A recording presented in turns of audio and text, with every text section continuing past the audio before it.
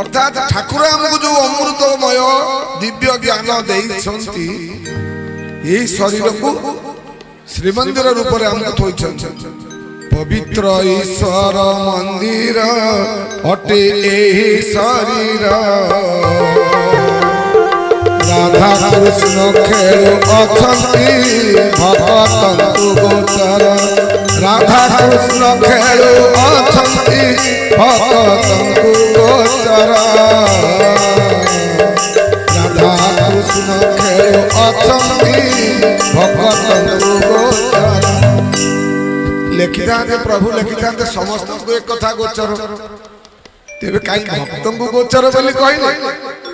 ना जी मोर भक्त हुए सी ब्रह्मा को ठारू उच्चरे विष्णु को ठारू उच्चरे शंकर को ठारू उच्चरे लक्ष्मी को ठारू मध्य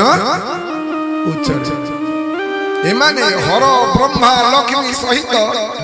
एमाने तो नहिले भक्त हर ब्रह्मा लक्ष्मी एमाने कौन भगवान भक्त हेले ना एमानंको ठारे टिके टिके मुगार थिबार या ठारे श्रद्धा प्रभुंकर केबे न थाए।